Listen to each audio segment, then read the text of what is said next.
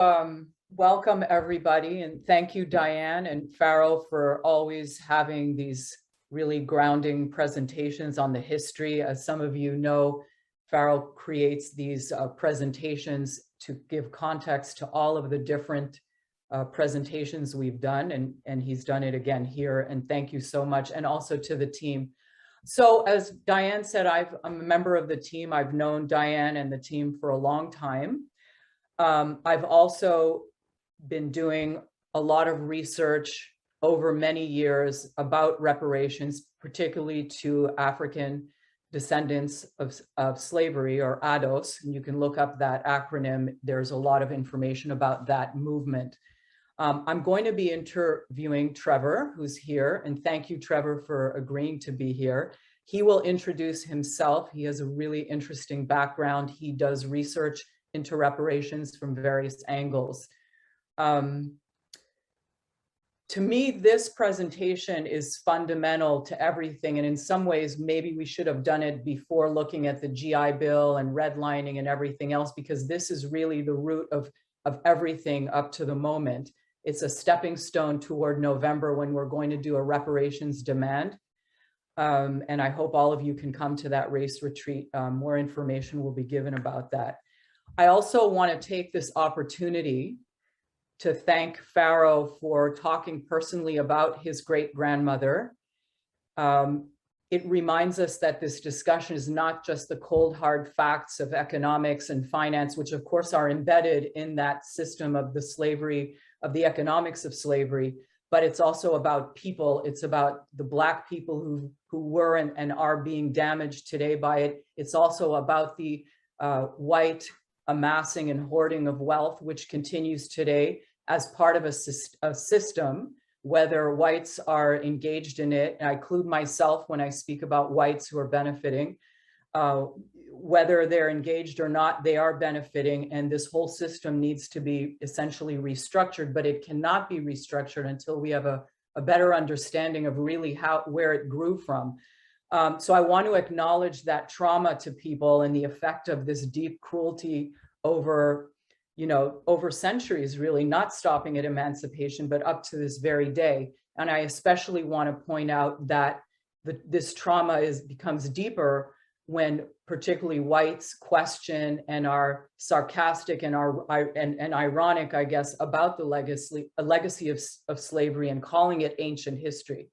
So Adam, if you could put the first slide up, and I'm just going to help Adam along as I'm speaking. So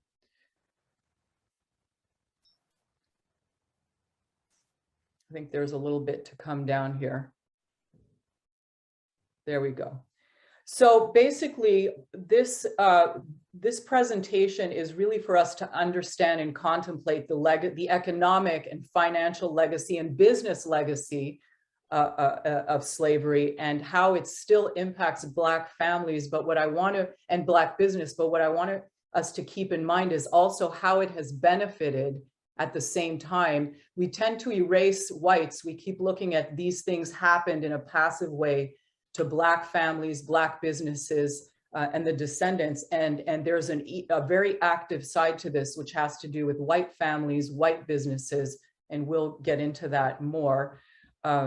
What I also want to say is that a lot of this research that I've done, there's nothing special about what I've done. It's just something to me that's fundamental to this situation in the US and actually Europe, Canada as well. And there's a lot of research and data. Raphael Bostic, who's the president of the Federal Reserve Bank of Atlanta, I read an interview of his, and he said basically, and I quote, "A lot of research creates a lot of knowledge, but his goal and ours is to activate that knowledge. It's not to keep perpetuating journal articles and articles, but to move this into action." Next slide, please, Adam. Now, many of you might recognize this cover of The Atlantic. It's the extremely famous and influential article by Ta-Nehisi Coates, The Case for Reparations.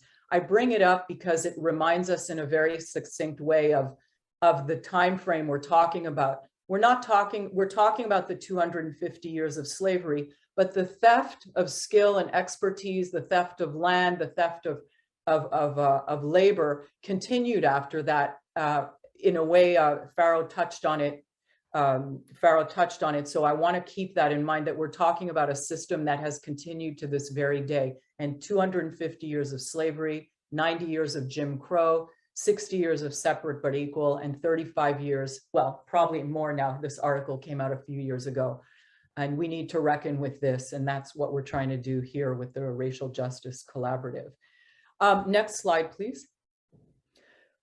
We talk about generations, and Farrow talked about generations, and I have always like, what is a generation? We kind of throw the term around, and I kind of researched it, and generally economists and others who look at history and the through line to the present, they look at it as 25 to 30 years, which is interesting. It's the span typically, obviously that's just an average or a median, the span between the birth of a parent and her child or his child.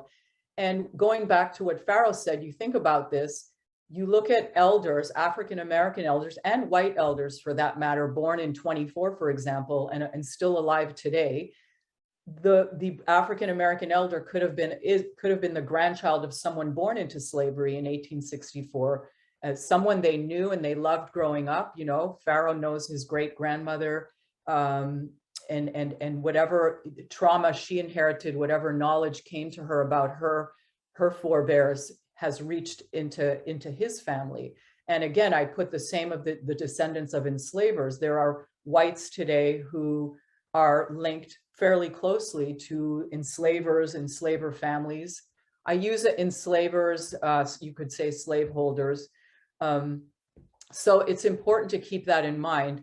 I bring up this issue of Zora Neale Hurston. A book of hers recently came out, even though it's based on her 1930s interview with a particular formerly enslaved man named Cudjoe Lewis.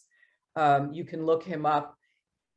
He brings in his interview, and she uses his own words, he remembered his experiences, and more so, he remembered the broken promise of the 40 acres and a mule, which we've discussed, which was a promise to attempt to repair the formerly enslaved people that eventually came to nothing. Next slide, please.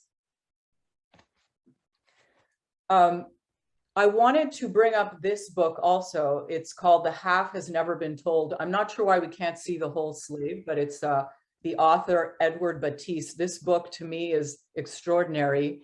He reminds us in his book, while he's looking at the economics of slavery, he keeps going back to the people, the revolts, the uprisings, the pushing back that went on all the time. And in this quote, I think it captures it. He said, instead of being individual misfortunes, enslaved people realized their own experience was part of a giant historical robbery, a forced transfer of value that they saw every day in the form of widening clearings, cotton bales moving toward markets, and the slave coffles heading further in.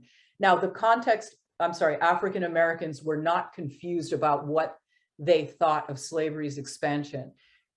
Farrow touched on this huge boom in cotton with the gin and so forth, and that it expanded slavery and internally within the United States. And this quote and this giant historical robbery is what this refers to. And when you read this book, he uses the voices, the direct language of the formerly enslaved in their many memoirs and interviews through the 1900s, to talk about what they remembered.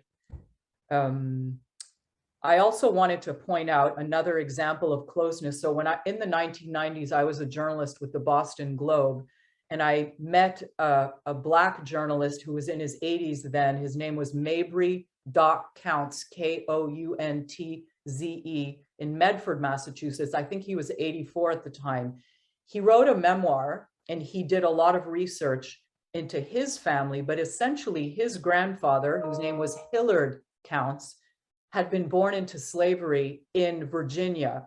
And so Mr. Counts, Mabry Doc Counts, knew his grandfather. And I was sitting at a table in his home in Medford. And again, we go to touch the hand. This was back in the 90s, of being that close to someone who is himself so close to the period of slavery. The next slide, please. So I want to hear, these are just, I know it's a lot of writing, I'll try and just get through it, but essentially I want to talk about the centrality of slavery, that the slavery and the subsequent, almost 200 years of economic and social brutality, the effect it had on descendants and the descendants today. But it also, we have to look at it again. What did it do? The wind in the back, the economic wind in the back of white people, white enslavers, their descendants, their businesses, and the growth of their businesses after emancipation. We often hear from whites, and many of you have probably heard this, including immigrants who are white or white presenting immigrants, saying, we came here later, we didn't have anything to do with this. Well, to be honest, they entered a system already set up for them. Italians, Jews, Armenians, others Irish, who initially were not considered white. This is a little bit aside, but eventually came to be seen as white. They all eventually have benefited from this. And as some of you were here at our prior event, the land grants, the GI Bill, the free education, the Homestead Act, all of these programs serve to really propel whites and white society forward at all levels, not just the wealthy, but those who are not wealthy, who became wealthy. And as you may recall, Lane himself and Diane, each of them did very personal, very emotional and difficult presentations about how their own families were benefited or were hurt by this. Finally, I want to talk about economists, and I've been reading a lot about what they call the moral imperative of economists, that economics, the study of it, is not this neutral, as people like to think, this neutral science. Power and capital played a huge role, obviously a mainstay role in slavery, and it still plays a role in capitalism today. And essentially, Professor Derek Hamilton, who I don't quote him, but the idea that he brought up is that power and capital adjust to alter the rules and structures of transactions, meaning the markets, to privilege that very power and capital. So it reminds me of a time, let's say those of us here who run businesses, who work in businesses, imagining having a business where you largely have no labor costs.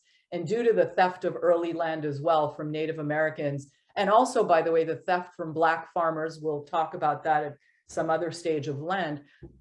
Imagine really running businesses without those costs. It's really something astounding to think of. And that's really what went on back in the day. And finally, I know economics and finance are cold and it makes our eyes roll back in our heads perhaps, but we need to sit and figure out how to try and understand this the best we can as non-economists and non-financial people. And I can guarantee you, I am not an economist or a financial person in any sense of the word, but I have tried to link myself to people, economists and academics I trust, in order to understand really the depths of this situation. So one of the things I want to impress upon you here is seeing Raoul Peck's Exterminate All the Brutes. It's about slavery, but the global colonial theft of land, it's extraordinary. It's an extraordinary work, and it will help you. It will really help you understand this. Next slide, please.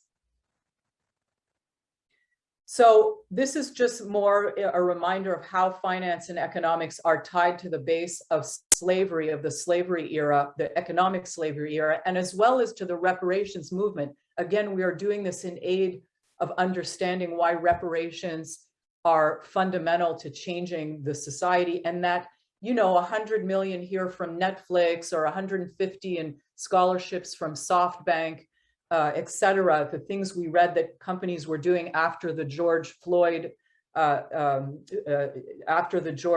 murder, those are choices those companies are making to move 1 or 2% of their wealth. That is not reparations to me. And frankly, it doesn't totally impress me at all. We'll talk about that near the end. And I'd like all of you to think about that as well. One of the points here is that US slavery itself, the production, the entrepreneurs in slavery, they created a lot of the accounting and operational systems that companies use today. And I won't go into those details, but that all of that information is available. And here's, for example, an annual record of a planter. You see it says the planter's annual record of his Negroes. This is in 1850, and the value of the people at the time. We need to come to terms with the importance of this to really understand the magnitude of the theft and how whites, whether purposefully or not, continue to benefit fully from what was created. Next slide, please. Here we go. I mean, this is just reiterating what Farrow said. It's showing the movement of between the continents, between the US and Europe and the African West Coast.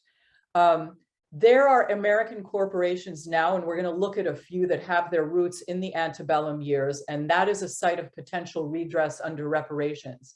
Insurance companies sold policies, and which we will look at as well, and to underwrite the lives of enslaved people, and also underwrite the slaving voyages, where, as any of us know who've studied history, we completely know what happened on those ships. There were uprisings, there were people who jumped overboard and commit suicide. So those enslavers and owners and the owners of those ships, or the organizers, were compensated for that.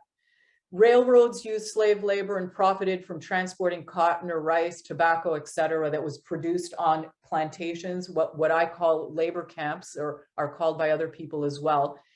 Keep in mind, the people that were being brought were kidnapped and brought from the West Coast. Many of them had amazing agricultural skills, particularly around rice and yams and so forth. And those people brought those skills to the United States, and enslavers knew very well what they were tapping into. It was not just, as people like to say, labor, although of course there was labor, but there was skill and expertise that came over. Next slide, please. I just want to quickly describe what is a predecessor company. We're going to see that word. There are companies today that were directly implicated in the slavery era, but really not that many, because many of them changed over. So when you look at an entity today, and some we'll talk about, a predecessor company is a company that no longer exists in its original form, but a company now acquired its assets. Those assets were built through the slavery economy, and therefore the company today benefits from that predecessor company. Some modern day companies are also benefiting because they came in. A lot of companies will say, well, we didn't exist, prior to 1865. Well, if they're in any of those listed categories and many others, they benefited. They opened for business, riding a boom after emancipation and into the Black Code area, where there was still basically de facto slavery, if not de jure, meaning legal. Next slide, please. We want to look at two areas today, and again, we're just touching on it. There's really no way to do justice to the depth of this, but essentially, in my view, at least in my research, I won't say it started with the California Department of Insurance. They have a slavery era insurance registry, which we're going to look at. A lot of material that we know today about the bankers, and particularly the insurers, came out of their requirement, which we'll discuss later, of companies having to disclose their slavery era ties if they want to do business in California. Now, I can guarantee you the Aetnas and the MetLifes and all the names of the big insurers that we know, the AIGs, they have to do business in California because it's a huge market. So we're going to be looking a bit at the details. And all of this is leading up again to the Q&A with Trevor to discuss these and maybe in broader strokes. Next slide, please. So here we look at New York Life, which we all know that these are almost household names, right? So I just want to touch on a few points here, which you can also read. Essentially, they reported to the state of California that they have a predecessor called Nautilus Insurance Company. It began writing insurance policies in 1845 for a period of 2 years until their trustees voted to end those types of policies. But nonetheless, 339 of the first 1,000 policies written by Nautilus were on the lives of enslaved people. And these policies were for about 500 or less for a term of 1 year. And then we talk about the numbers of people and the claims that were made just on these policies. Now, keep in mind, this research and the reporting to California and again to a few other states, which we'll go into, is really just the tip of the iceberg. It's what those companies were forced to do to research, to disclose to California in order to do business there. Next slide, please. Here's Charter Oak Life, which still exists. I bring up this quote. The company, this is a quote by, it's in a, I'm sorry, I didn't put the full context. It's in an article in the New York Times, which you can find online, called Slave Policies, but it's written by Matthew McGill, who was a Kentucky-based agent for a Hartford-based insurer. And this was in a pamphlet where they were trying to drum up business in 6 southern states. And he said, the company is by no means solicitous of securing a large Negro insurance business unless the owners are careful and judicial men. So he's really saying, you know, we want your business, but we're only going to do business with whatever, you know, he determined were the careful and judicial enslavers. So there's some irony and to this comment. Next slide, please.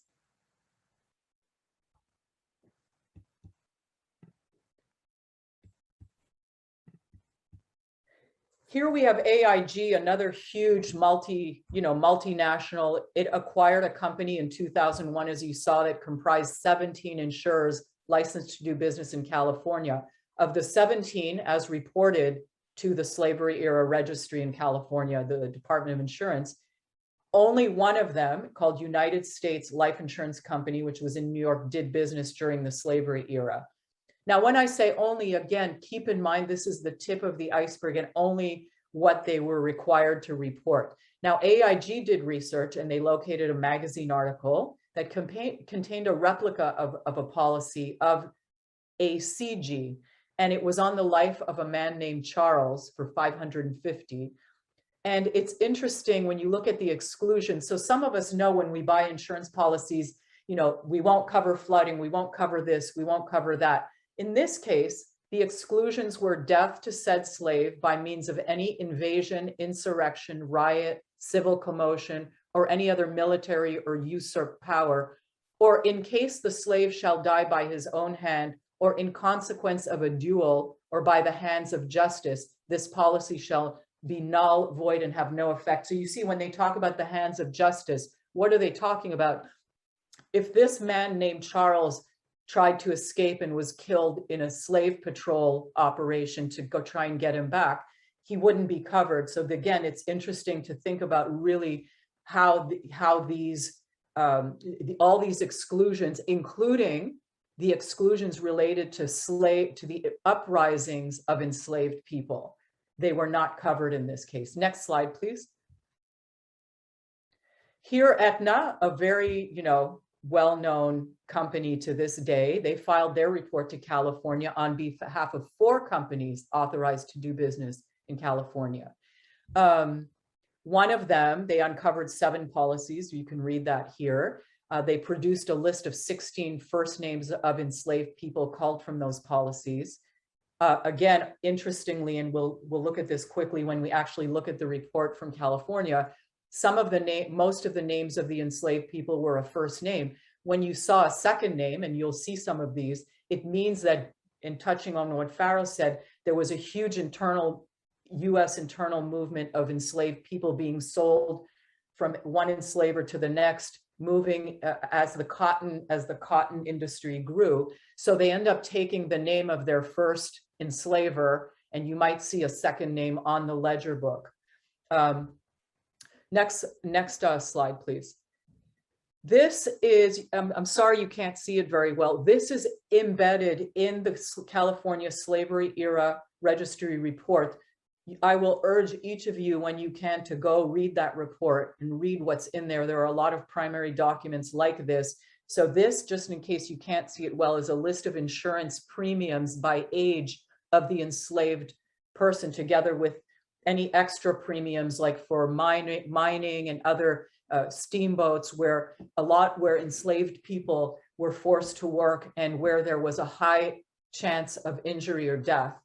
And again, this is a reminder that this document is an original that is part of the California Department of Insurance Slavery Era Registry. Next slide, please. We're looking now, moving from insurance to financial entities, again, names we know very well. In 2005, so JP Morgan Chase was the largest bank at the time. It admitted that two of its subsidiaries, not even predecessors, but subsidiaries, meaning existing in the moment, had accepted enslaved people as collateral for loans. Now, as we know, what is collateral? It means if you have a loan and you don't pay up, you have a house and you don't pay your mortgage, eventually the bank takes it back. Well, enslaved people were put up as collateral. Now, if plantation owners defaulted, they took the enslaved people. So what does that mean in reality? When you read the book by Edward Batiste and other memoirs of the lives of enslaved people, they were moved around like pawns in this. Again, families were torn apart because of this. This, when you read it, sounds cold and calculating and economics, but basically this is what happened to people. They were taken by the bank. Who knows what happened to them, where they were sent, and so forth. An interesting note, please, the source here. So there's this article, but also in New York City, there's something called the Inside Out tours, and they run a New York City slavery and Underground Railroad tour that really links Wall Street to slavery in a way that probably many people don't know. And out of that, I also was able to confirm that New York City probably received 40% of all the US cotton revenue through money from its financial institutions, shipping, and insurance companies. And again, it goes back to Pharaoh's point that no one in the North can just look at the South and poo-poo them as backward, former enslavers. The whole of the North is completely engaged, or was completely engaged, and today I would argue is still engaged because they grew from this. Wells Fargo, Citibank, Bank of America, all the banks we're with, they are all well-known US firms that benefited from the slave trade. Again, those are things that you can research and find yourself. Next slide, please. Here is another one that essentially, this one I find so interesting. So the Daily Journal of Commerce, which happens to be in Oregon, in 2002, a shareholder in Fleet Boston Financial sent in a complaint about this very large lawsuit, a series of lawsuits that were going on seeking damages for the descendants of African-American enslaved people from Fleet Boston and other institutions. The response was from Edward Fagan in Livingston, and Edward Fagan was the attorney filing the suits. I'm sorry, I can't see the entire thing here, but basically, this was the response to that complaining shareholder. They say that this is an example of legal system run amok, meaning these slavery reparations cases. Fleet Boston, its officers, directors, and shareholders and depositors wouldn't know a slave if one bit them on the nose. This is in quotes from, I believe it's lower down in the, why can't we see it? Hold on a second, because let me find it, because I'd like you guys to be able to research this. 1 second, please. Yes, so the lawyer, or the response, was that this is an example of the legal system run amok. However, according to the suit, Fleet Boston was a successor to Providence Bank, and Providence Bank, founded by slave trader John Brown, allegedly, he says. So in other words, he doesn't believe the facts. There are documents that they lent money to John Brown to enable him to finance his slave business, which had to do with shipping and many other things. So he uses the word alleged.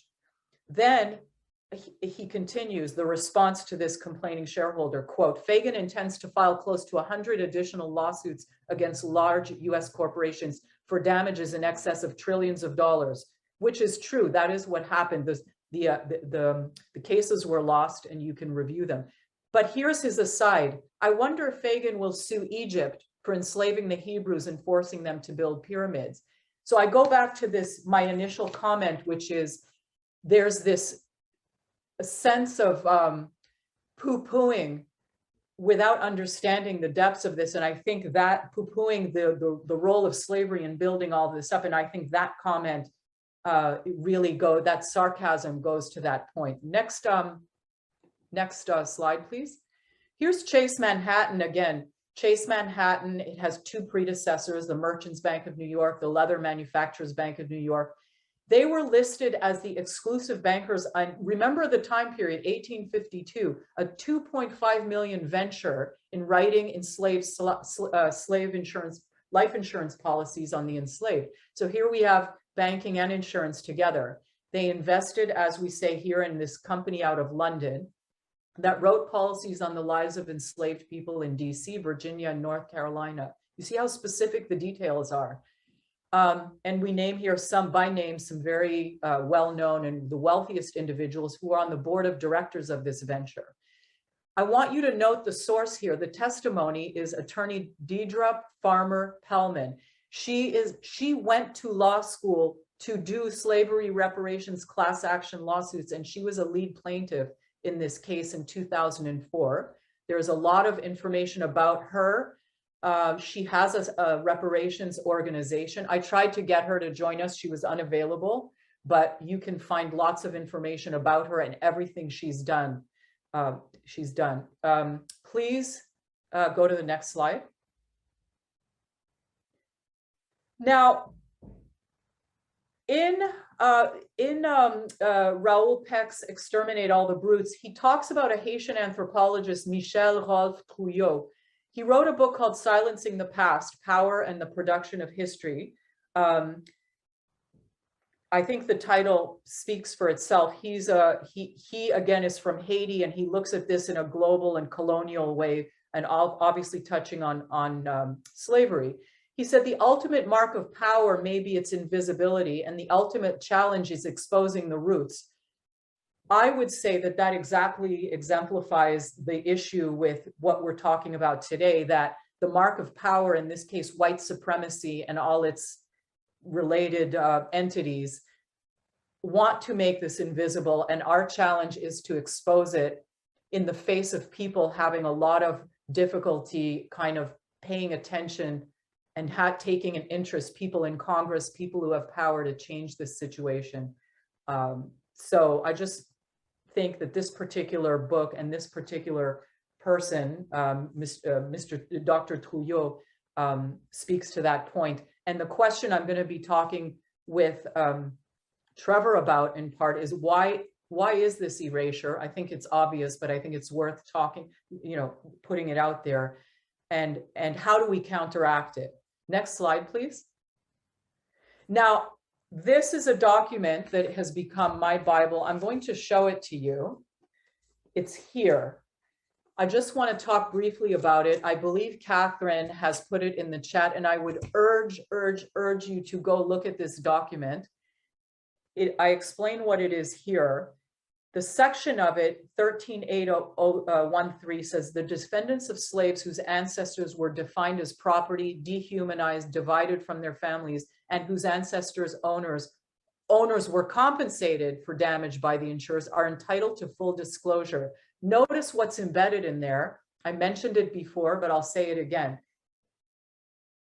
At emancipation and after, enslavers lost their property. Let's look at it that way. They were compensated and repaired, not every single one, and repaired for their loss. Imagine that. And imagine at the same time, the enslaved people freed promised 40 acres and a mule and whatnot. There's a history of reparations claims from before 1865, which you can look at. Essentially, they didn't. And so California, God bless them, took it upon themselves to put it out there. They are linking the past to the present. They are providing a through line through legislation and regulation. What I want to point out here, when you go to look at this document, it has a full report, but it also lists all of the individual policies by number when possible. So you look at this, if you can see it, I'm sorry if it's not clear. There are 57 pages of slaveholder names. You see the names, you see their county, you see the name of the enslaved person, and you see their county. You see what job they did, what labor they were forced to do, what they were insured for. And then you see that information was submitted, in this case, for example, New York Life Insurance. So these are all listed A to Z. Some pages have just the name of one insurer. There's one where it's a mill, and they just have pages and pages of policies. Next slide, please. Oh, sorry. Before we talk about this slave, in that same report, there's a list of the enslaved, 47 pages. They are likewise listed A to Z, and it's the name of the enslaved person, where they were, what their job, and what they were insured to do. And going back to the enslaver, for example, in the report, in this listing, there's a Richard Bradley of Savannah and William Burke of North Carolina. They had 11 policies for enslaved people they owned who worked in their sawmill. So it's pages and pages of New York Life Insurance Company policies. They also had cooks, laborers. I'm looking now at the types of jobs. And so the question I have, which I'd like to discuss, is we have everything we need to identify families, businesses. And when you read about reparations, particularly William Darity, Professor William Darity, an economist who's considered the father of reparations, of the reparations movement now, along with other very fundamental organizations, you know, he talks about, yes, federal government, local government, they need to pay up. But there's also companies and private families. I'm afraid to say it, but these people seem to have been kept safe, but their information is out there. All of these enslavers have descendants. Well, where are they now? How much did they inherit? How wealthy are they now? Or if they're not wealthy, you know, what are they doing now? What were they able to accomplish because of this? And so that's something we have to think about. The information, everything we need is out there. We need to figure out how to have Congress or the courts have failed so far, move this along and get reparations for the descendants of these enslaved people who are in this one report. Imagine what else is out there. Let's continue to, I think, the second to last slave, and then we'll launch into our Q&A. This is an example of, and we're only going to touch on this, a number of states and cities, and Detroit is the latest, very recently, maybe last month or in June, they've decided to launch a reparations committee. Chicago requires vendors in certain industries that want to do business with the city of Chicago, they have to disclose their slavery era business.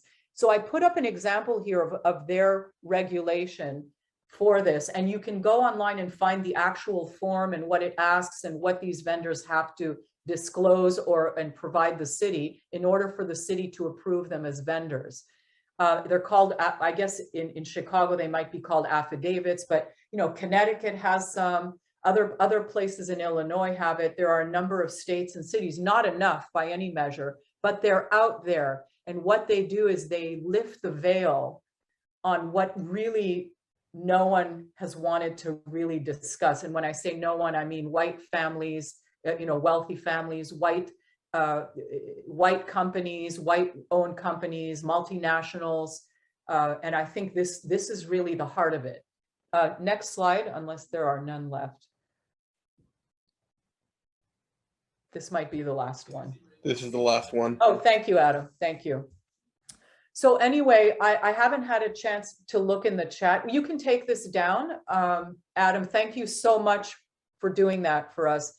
I haven't had a chance to look at the chat, but I hope people will, we're gonna have plenty of time to talk. So those of you feeling antsy and feeling emotional, which includes me, we'll have a chance to get things off our chest. And also push back. I mean, push back on me, push back on Trevor, push back on others if you want to. Anyway, Trevor, hello. Hello. Hey, everyone. How you doing? I'm doing great. How is everyone else this morning? Excellent. Well, I'm good, and I hope everyone else is. I want to give Trevor a chance to present himself. He's just going to take a few minutes. He may be doing other work with us in the future. He's quite an amazing person. I have to say, I know Trevor, I don't want to steal your thunder, but he has a newsletter or a blog called Reparations Daily-ish, which I recently found and joined immediately. He puts out the most wonderful and informative information. And this is what led me to him. And I'm very happy that we were able to find Trevor. So Trevor, go ahead and talk a little bit about yourself, and then we'll just launch into the Q&A. Thank you. Thank you, Jordana. And hey, everyone. Appreciate you all being here this morning, and I'm glad to be with you. And so, as Jordana said, my name is Trevor Smith. I'm calling in from New York City. My pronouns are he, him. I'm originally from Germantown, Maryland. I'm a first-generation American. My parents are from Freetown, Sierra Leone. So I'm coming to this specific work, the work of reparations here in the United States, as an ally, because I believe that reparations here in the United States should go to those who are the descendants of the formerly enslaved. So again, I'm coming into this work as an ally. And I think that's not to say that I don't believe that reparations are owed kind of across the Black diaspora from a variety of actors, but I'm coming into this specific work as an ally, and just always kind of say that up front. For work, I am currently a program associate at the Certain Foundation. The Certain Foundation is a 100-plus-year-old racial and social justice foundation, family foundation based here in New York. And I sit on the Inclusive Economies team, and so we have a $9 million grant-making portfolio that we dole out every year to organizations seeking to create a more equitable economy. And it's been very interesting to work in philanthropy, considering the way that wealth was created in this country, and working for a social justice foundation. And so I've been there for a year and a half, and it's been a very interesting place to learn, grow, and obviously try to create a more equitable world. I will be starting as the Director of Narrative Change at Liberation Ventures, which is a new social venture that is seeking to expand the field of reparations through 4 levers. And I will drop their link into the chat so you can read a little bit more about them. Obviously, it's a social startup, so we're always looking for donations and the like. And so would love your. And so as a Director of Narrative Change, I will be creating what we're calling the Reparations Narrative Lab, which is essentially a space for the organizations that are, the grassroots organizations that are working on reparations on a day-to-day basis to come together, kind of be grounded in the theory of narrative change, learn about the history of narrative change throughout the reparations movement, and then co-create narrative change strategies together. And so I'm very excited about that, and I'll be starting in 2 weeks. I'm also an active writer, researcher, and I would say a cultural strategist around the issues of the racial wealth gap and reparations. Dr. Darity has been named a couple of times. I'll definitely bring him up in some of my answers during the Q&A. And so I've been published in some research alongside him that kind of examined the role, how much, examining the cost of what a reparations plan could look like here in the United States. And so I'll drop that into the chat in a second as well. And then I've also been published in some outlets such as the American Prospect, USA Today, and Business Insider. And so I'll likely touch on those articles throughout the Q&A, and so I'll drop them into the chat as well. And so I just really appreciate you all having me today, and I'm looking forward to our conversation. So thanks, Trevor, and we're very grateful to have you and to have your time. Just to tell everyone, after Trevor and I are done with our chat, we will have time to talk. And I also want to remind people, as we've done with other events, and Trevor, you're welcome to leave right at the end or stay. We have a kind of an after party where whoever wants to stay can stay. And we kind of have a free-flowing back and forth. I intend to stay. And we usually, some of the best stuff often comes out there. So I just wanted to remind people that if you can stay a little bit, you might enjoy that. So Trevor, I want to touch on some points from Pharaoh's presentation and from mine. And I also, and I want it to be somewhat free-flowing, but I want to give context to the question. So I want to go back to Dr. Trujillo, his comment from his book, that history is the fruit of power and the ultimate mark of power may be its invisibility, and the challenge is to expose the roots. So this idea of separating the slavery era from today, or trying to erase its role in slavery, building contemporary US wealth, to me is an example of power dictating history. The power structure today wants to just set it aside. It's old. Let's not worry about it. Oh, by the way, I just want to remind people, Catherine is dropping each question in the chat. So if you want to read it to remind yourself, please do. And thanks, Catherine, for that.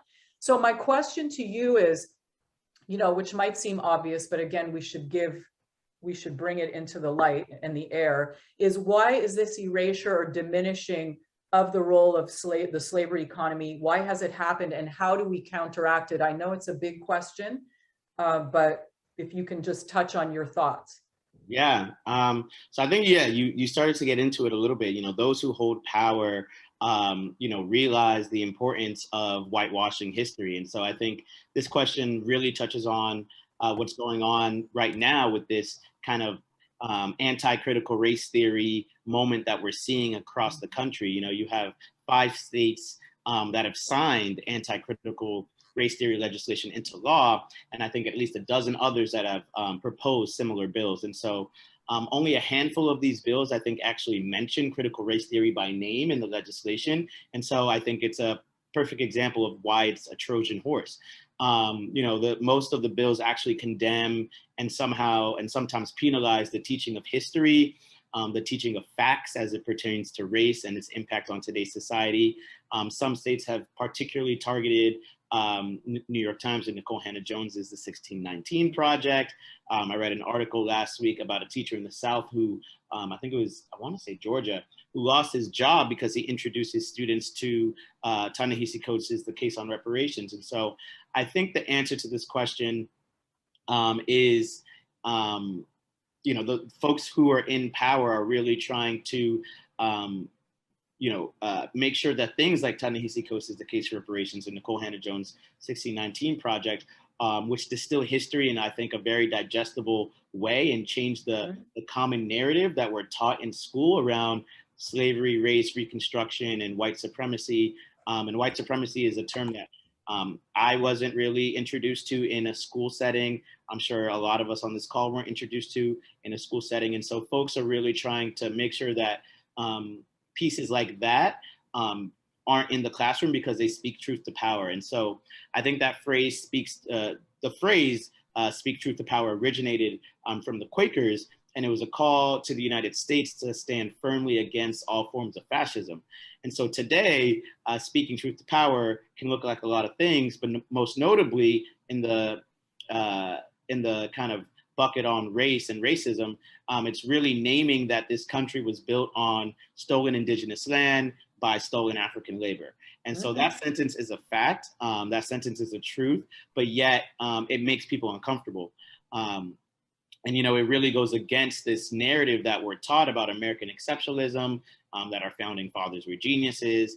And so speaking truth to power, scares people, and it scares the people who are in power, which are generally white men.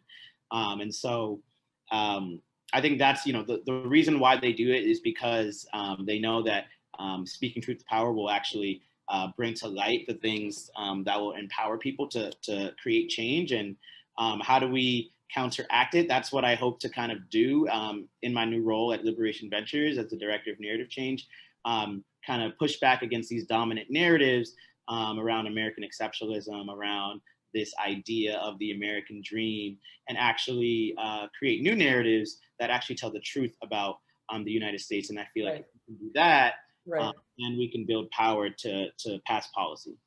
And also, it sounds like the Reparations Narrative Lab, just to follow up, is going to be gathering the strength of many grassroots and other organizations that eventually it's a power source, right?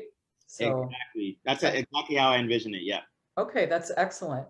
So I want to touch on this idea of economics, accounting, financial tools, how they some were actually created within the slavery era economy, and they're completely embedded in capitalism now in the U.S. economy and its wealth generating engine. But those are like dry topics. We look at police brutality and other things that really spark the imaginations and the emotions of people. But I think this should be sparking emotions in people. And my question to you is, given how either people don't have the patience to they're like, I'm not an economist, I don't know anything about running a business, I can't learn this stuff, I just can't. How do we get people, particularly white people, to be able to pay attention so that we, meaning me and white people, come to understand exactly what happened and how we as white people continue to benefit today, whether we want to or not, whether we like it or not, and whether we're aware of it or not? Right. So I think this is the golden question, and I don't think there is one distinct answer in terms of how do we get white people to pay attention. I think there's a variety of answers and a variety of methods that are going to have to go into it. But I think that's the golden question. And so Liberation Ventures has actually done some polling, and we're going to do a larger poll soon that found a few things, the poll that was already done. So it found that a majority of US voters support a national reparations policy, including 7 in 10 white voters under the age of 45. It found that most white women support a national reparations policy, and then along with 44% of white men. Then it found that 88% of Black voters and 60% of Latino voters would support reparations. And so this may come as a surprise to you, but I think it was all in the way that the question was phrased. So the question was phrased as reparations in the forms of investments into the Black community for affordable housing, healthcare and wellness, educational scholarships, loan forgiveness, and business development. And so support dropped when the question was just around cash payments. And so I think that's kind of the debate on like what reparations is and what it should be. I think that should be determined from those who were harmed.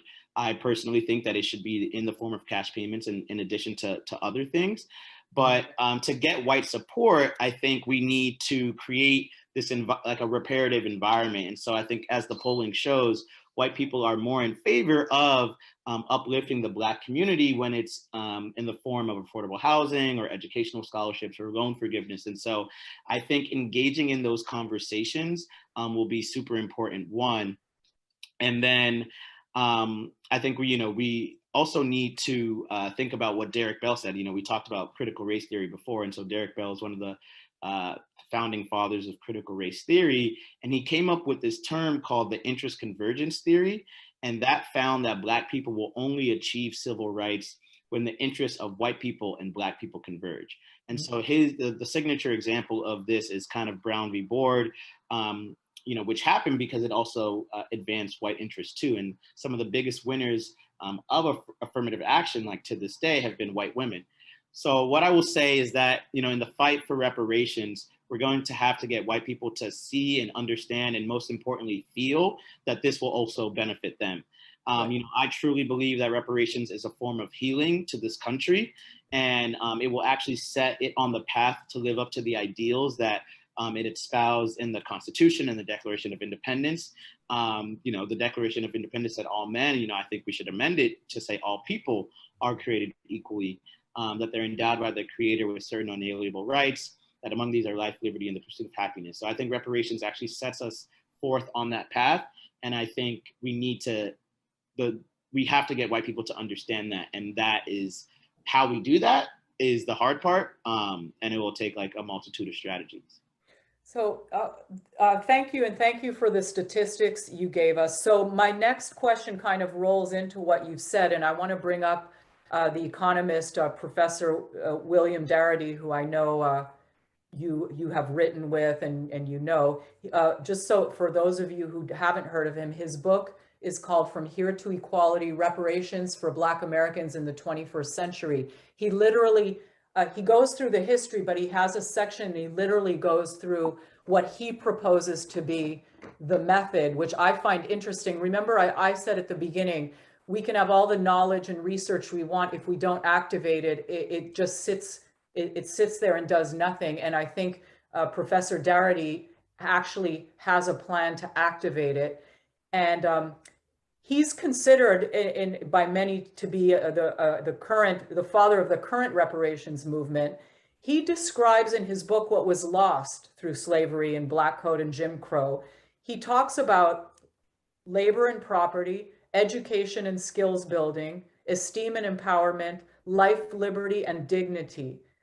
He said that the slave redress movement has to focus less on victims and more on the perpetrators and their beneficiaries. So keep that in mind when whites say, well, I wasn't involved. Though you're not a perpetrator, but you are a beneficiary. And so he's saying we have to shift the focus there. So my question to you, Trevor, is when whites, and you've heard the argument say, I had nothing to do with slavery. You know, I'm not a rich person. I'm an immigrant who arrived whenever, well after slavery. Like, why should I be punished? We hear that language that a lot of white people see reparations as a punishment to them for something they say they're not involved in, and that they even say they don't benefit from it. So I was wondering what you think about that. Yeah, and so I just dropped into the chat volume 31 of Reparations Daily-ish, which was a Q&A with Dr. Darity. I've been connected to him for a couple of years. I would consider him a mentor of mine.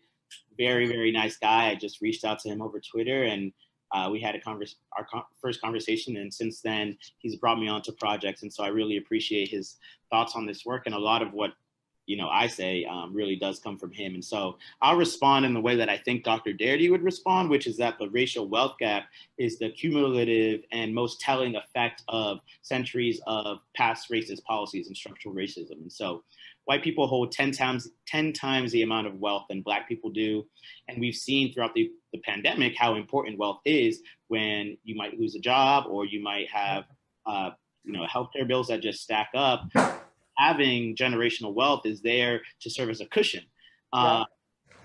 I've personally, I've seen folks, I go to the same high school, we study the same thing, and I come out of university and grad school with tons of debt, and they come out, in the green.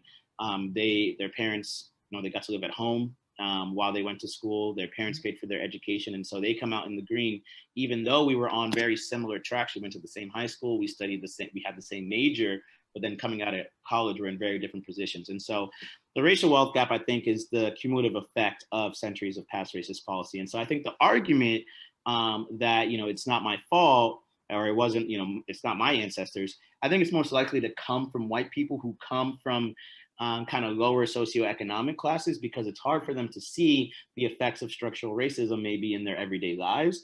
Because when they look at their bank accounts or when they look at their salaries, they don't feel as if they have benefited from previous racist legislation, or they don't feel as if they benefit from their white skin. And I guess I can understand that, but it's, not really the truth.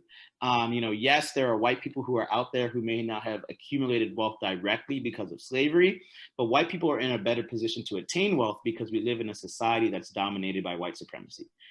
So studies have found that Black applicants are half as likely to receive a callback or a job offer as equally qualified white applicants. Black men with no criminal record fared no better in the labor market than white men who were just released from prison. Wow. A survey of employers found that the reasons that they cited for not hiring Black men were lack of work ethic, self-presentation, a threatening or criminal demeanor.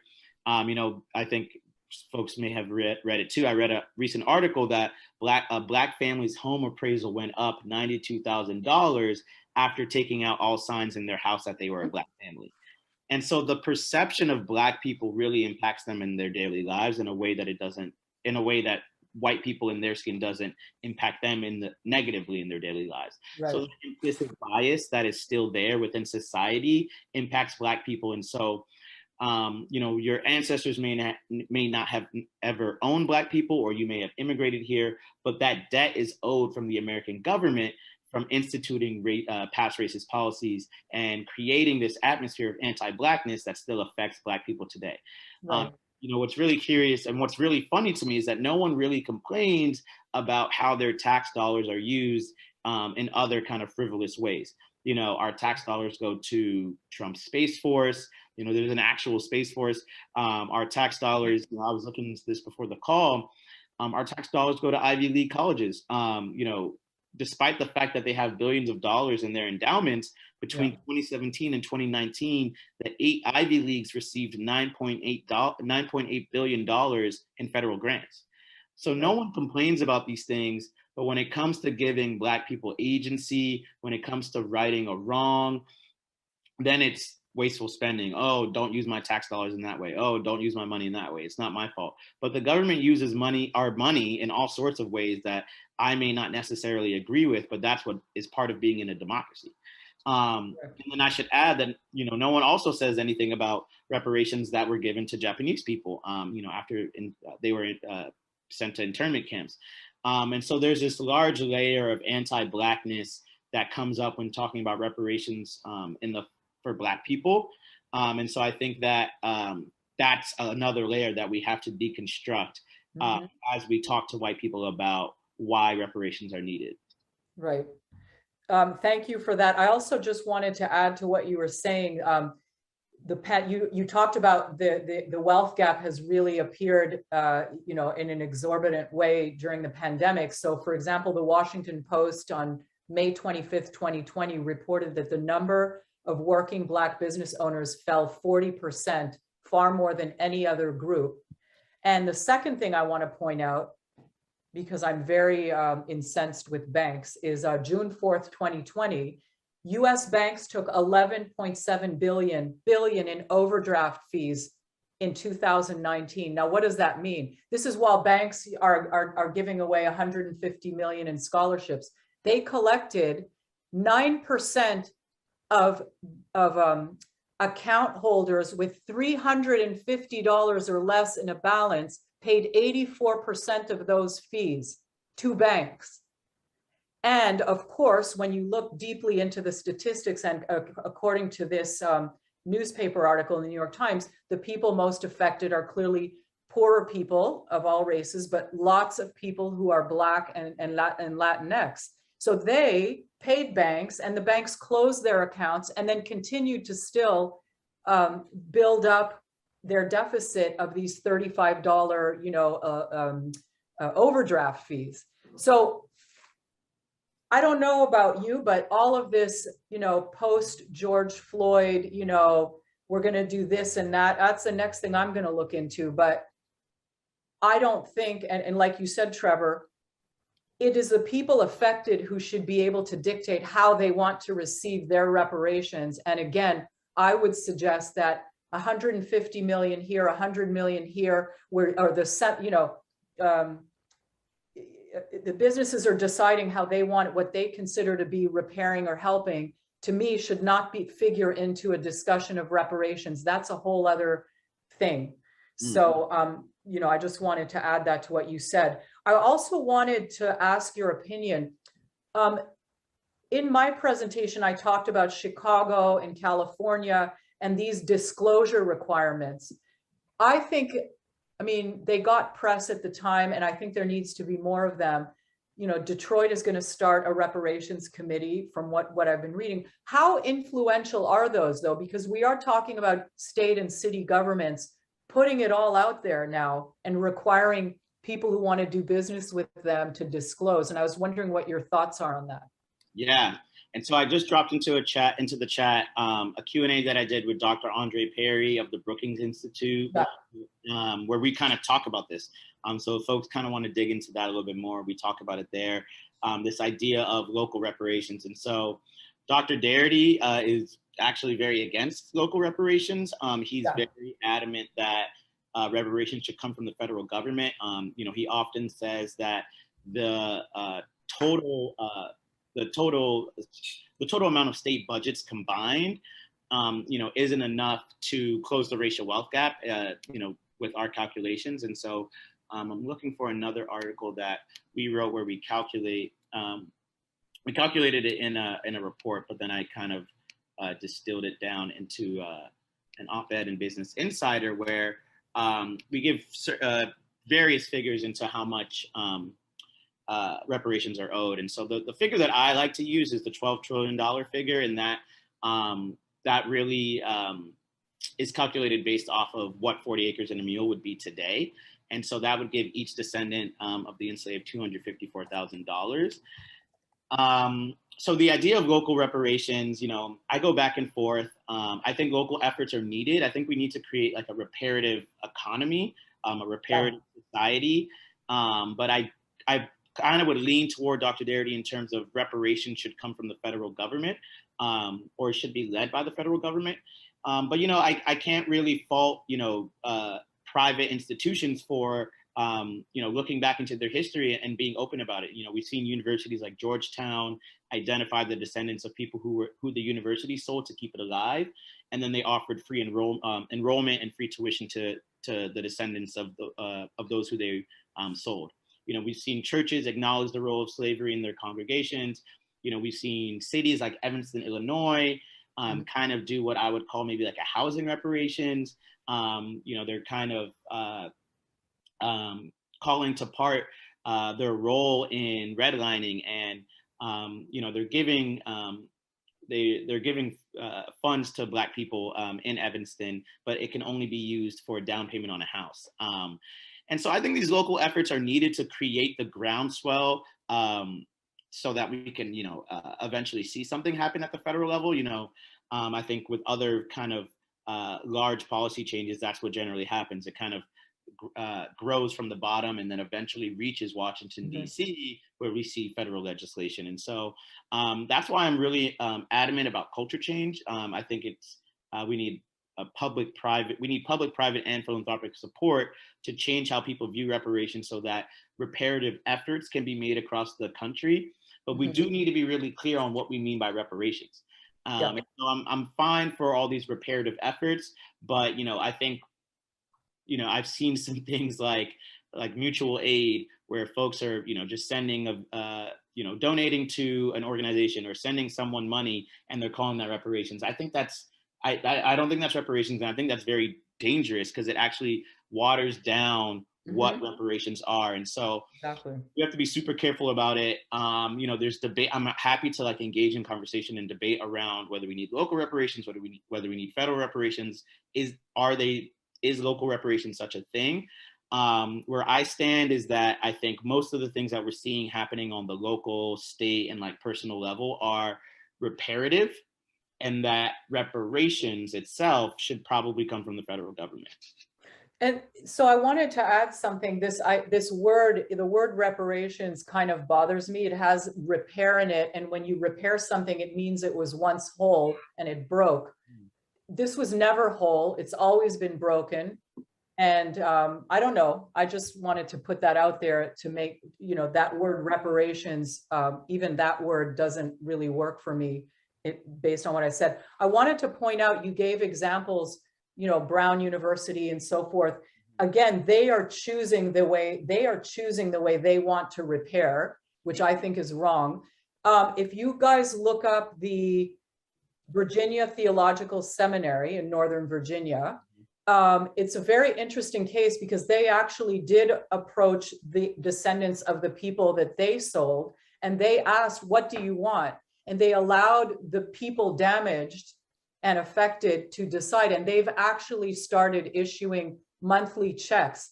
Now, I want to be clear, my personal opinion is things can never be repaired. The damage is so deep and so wide and so generational, and what was taken from people, opportunities, you can't even repair it, in my view. But we do have to start somewhere, and the US rolls on money, so let's do that and help close the gap. But fundamentally, the destruction, the separation of families, etc., over all those centuries can't be repaired, in my view.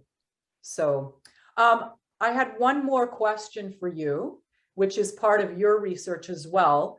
And it relates to Professor Darity saying that reparations can't succeed until the animosity of whites, quote, is not only reduced, but converted to support. Mm-hmm. And then I also wanted to link to that the role of truth and memory. Mm-hmm. So I wondered what you think of what he said. He's essentially saying if we can't get whites on board, this isn't going to happen. Right. And also, where does truth and memory come in, which is also a big push of Diane in our group, and having talking about things and giving air to them so that we can move on into action. Right. Yeah. And so this is what I hope to kind of dive into a little bit more in my new role as the Director of Narrative Change at Liberation Ventures, where I'll be starting in a couple of weeks. And so, I fully agree that this can't happen without white people. I think the way I think about narrative change and kind of getting people on board is that you have your choir, which is essentially folks who have joined us here today, who are probably in agreement. I'm assuming everyone here is likely in agreement that reparations are owed to Black people. So that's the choir, right? The folks who, agree with us already. Then you have your base of supporters who I think are, generally aware of racial inequities. They generally support racial justice, but it's not top of mind for them, essentially. And then you have the persuadables, which AKA moderates, which could go either way. And so I think what it's really important that we expand our base, and that we move by moving some of the folks from the persuadables into the base, and that we increase the choir. And so increasing that choir will also need to bring in other people of color. And so we really need to create a multiracial coalition of folks to get across the finish line. And so that means we need our Latinx brothers and sisters, we need our Asian brothers and sisters, our Indigenous brothers and sisters to advocate for this, because there's three imperatives to this work. There's a democratic imperative, an economic imperative, and a moral imperative. And so Bryan Stevenson of the Equal Justice Initiative said that reparations is for all of us. If you've harmed someone, you have to do things to become healthy and whole. That's the case for reparations. For me, it's all about how a society heals from injustice. And so that's what Bryan Stevenson said. I think you brought up a really good point, Jordana, about the concept of repair, and even where it stems from. The Latin word reparare means to put back in order, to restore. And so I think you made a really good point there. But I would generally agree with Bryan Stevenson that reparations is for all of us. This is a societal issue because the societal harm has been caused, and that impacts our democracy, our economy, and our social lives, and how we interact with each other. And so anti-Blackness really shaped America. It's really steeped within America. And so naming that and bringing people along and naming that, and then naming reparations as a solution, I think is really important. And so in his book, From Here to Equality, Darity also talks about the role of repairing the national memory and consciousness. Mm-hmm. And so I'm currently writing, I guess I just finished it, thankfully, it took like 2 years. I was writing a chapter in a book that Darity's putting together that takes like a multidisciplinary look at reparations in various sectors. So there's a housing chapter, a criminal justice chapter, et cetera. And so my chapter focuses on media, and it examines how Black people have historically been negatively portrayed and demonized through various forms within the media landscape, and then also how essentially like Black art and and Black intellectual property was kind of stolen from these media conglomerates and profited off of. And so that's kind of two parts of the chapter. So I think to address this issue of like truth and memory, we need certain things. And so again, I think not all of these will be called reparations per se, but they're like reparative efforts. And so, for instance, I mentioned the anti-CRT legislation earlier. I think we need some of the opposite in some like blue states, like here in New York, that kind of mandate that you have to teach an anti-racist curriculum that accurately, teaches the history of slavery, Reconstruction, the failed project of Reconstruction, and doesn't just skip to the end of the civil rights era. I didn't learn about COINTELPRO until college. And even then, when I learned about it, it sounded like a conspiracy theory to me. I was asking myself, how could the government infiltrate the Black Panthers, and how could they see dissent and assassinate people? That doesn't sound like America to me. That was literally my thought process. So, I think some would call that brainwashing, this idea of American exceptionalism, where me as a college, I think freshman or sophomore, could learn about COINTELPRO and question it, even though it's a real thing, a history that happened. So that's one way. I think we obviously we need to get rid of all of the monuments commemorating Confederate Army officials and schools that commemorate them, and bridges like General E. Lee, and replace them with Black movement figures. So, not just Martin Luther King, but other leaders such as Queen Mother Audley Moore. She's kind of, I would say, the starter of the modern reparations movement. Audre Lorde, W.E. Du Bois, Searching the Truth, Harriet Tubman, and others. And so I think we need to tear down those monuments and replace them with Black movement figures.